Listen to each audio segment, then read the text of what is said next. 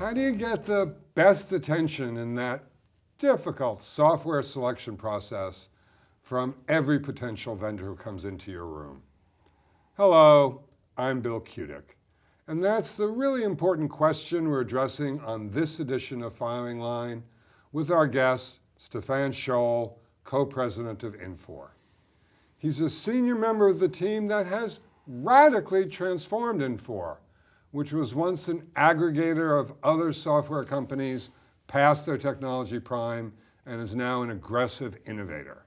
He also runs sales and consulting there. Stephan, a pleasure to have you on Firing Line. Thanks for joining us. Bill, pleasure to be here. Thank you. Before we get down to helping HR people in the sales process, and thank you very much for offering to do that, I understand you had some pretty traumatic things happen to you when you were a teenager. Tell us about that. My father came from Switzerland to Canada and built up a pretty major health food company. Unfortunately, by the time I was about 16, he called the family in and said, we're bankrupt, and both personally and professionally. And so we were left to our own devices.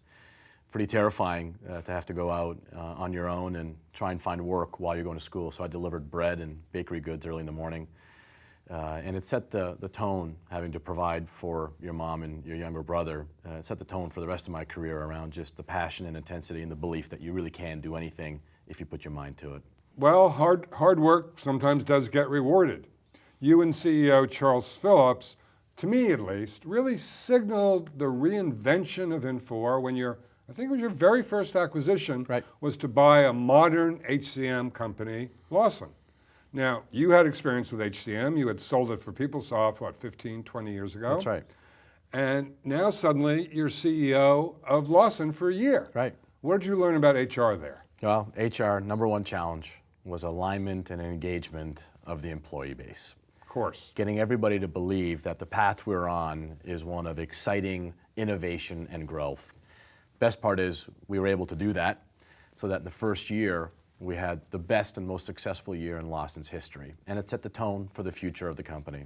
That's very important, particularly since you still have 6,000 people reporting to you in sales and consulting, and many of them are selling every day. Right. And it's often been said that, HR is at such a disadvantage since they're buying every 3 year, 5 or 10 years, your people are selling every day. Let's level that playing field a little bit, okay? Tell us your best do's and don'ts for prospects to get the best out of your people and out of the process. The most successful stories and engagements with customers is when they involve the vendor in a discovery process. Throw out the scripted multi-100-page RFP that ends up in a feature function war and engage your vendor, do discovery. Take the business pain points that the customer has, map them to the software, meet the people. Meet the pre-sales, the consultants who are going to do the work. Build a governance process between your two companies. At the end of the day, what everybody kind of puts to the side is the fact that as a customer, you own 51% of the solution set. That is crucial in ensuring a common success. We're a partner of yours, we're going to engage with you, we're going to work with you, but you have to own the success criteria of this project and work with a team like us to help you get there.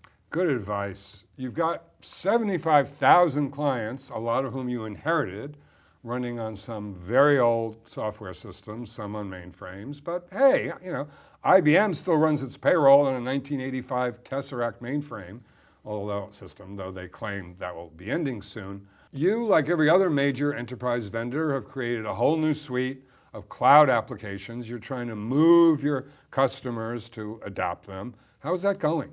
Very exciting. I think this cloud transformation is the most exciting chapter in the technology software game. Why?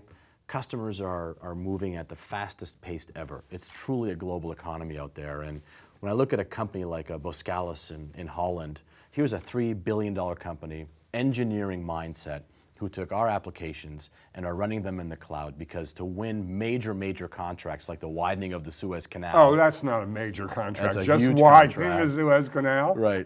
So you have to land thousands of people. They didn't have the infrastructure to do that. So now they're leveraging our software, running it in the cloud, and putting thousands of employees onto a system that they would never have been able to do before. So that example holds its way true in every customer who's looking to grow global and innovate. And it's the biggest transfer of accountability I've ever seen in software. Rather than looking at multiple CDs and multiple implementation partners, you're now looking to the vendor to run the software for you. Stephan, thank you. I've been talking about the cloud to a lot of people, but so thank you for the best example. I mean, engineering company moving to the cloud. I mean, they're very conservative companies. Right. They're one of the last ones to do that. And that's just the best example I've heard, plus your insights overall from your lofty perch into enterprise software have just been really good. Thanks for coming by. Me. Pleasure. At the end of the show, please click on the red box to subscribe.